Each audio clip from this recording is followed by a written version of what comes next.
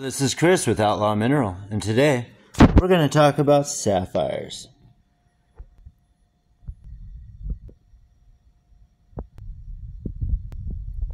If you were ever wondering to yourself, what is a sapphire? Well, I have an answer for that. Sapphire is a precious gemstone of the corundum variety. It is an aluminum oxide crystal with trace amounts of magnesium, vanadium, titanium, cobalt, lead, and even chromium. Some sapphires produce a reflection known as asterism. It's where the light chases you around and produces kind of a star effect. Some stars are really defined, other ones are more of kind of a blur, like this one.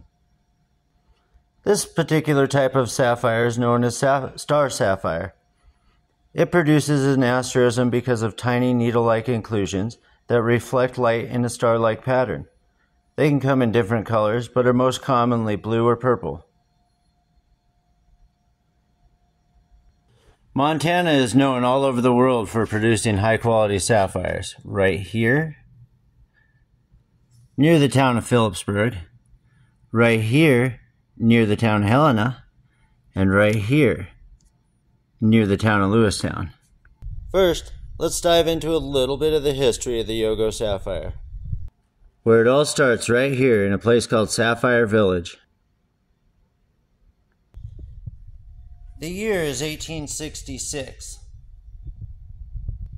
Gold is first discovered in a place called Yogo Gulch in Montana. But unfortunately for early prospectors, the pursuit of gold was usually thwarted by Native American tribes in the area who ran them off. So now let's fast forward to the year 1895.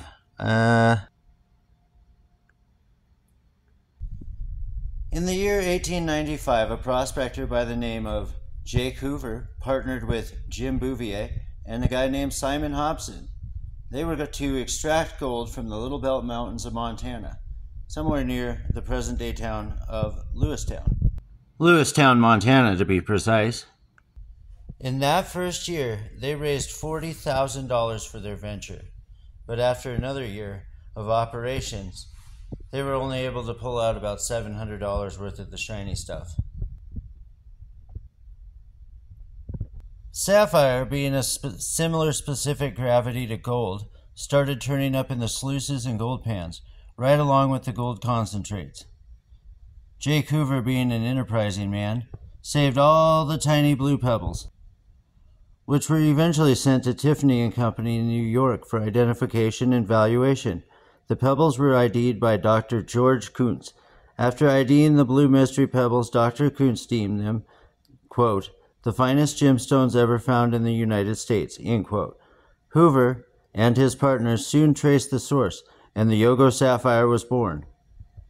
Eventually, the Brits caught on to what the Yanks were up to, and they had to get their hands in on the action as well. Hoover, being disillusioned with sapphire mining, ended up selling his claim for $5,000. It was eventually sold to a British company of Johnson, Walker, and Tolhurst for a jaw-dropping $100,000. Then, in the year 1896, the American mine was staked. The mines were now known as the British and American mines in the early part of the 1900s. Millions of carats were extracted and everyone made lots of money. In 1913, the American mine filed for bankruptcy. The British bought up all of Yogo Gulch and produced somewhere around 13 million carats, with the sapphires being used in everything from fine watch bearings, jewelry, and even sandpaper to help out in the war effort, which was starting to take shape in the early 1900s. In 1922, synthetic sapphires became popular on the market. This was a disaster for the natural sapphire mining industry. And in 1923, a flash flood destroyed most above-ground structures in the process of washing away millions and millions of carats of Yogo sapphire. Eventually, the mine was sold for back taxes, and the locals could freely pick sapphires. This resulted from the 1923 flood. Over the last century, the mines changed hand a few times, and now it's a small-scale mining operation off limits to rockhounds. If you want to mine your own sapphires nowadays, you'll need to go to Jim Mountain Sapphire Mine near Phillipsburg, Montana. Or if you're in the Helena area, there are several pay-per-dig areas, including the El Dorado mine. Both mines in Helena and Phillipsburg produce outstanding sapphires. Some of them have been known to produce the asterism effect in them as well. Thank you so much for watching. We appreciate your support.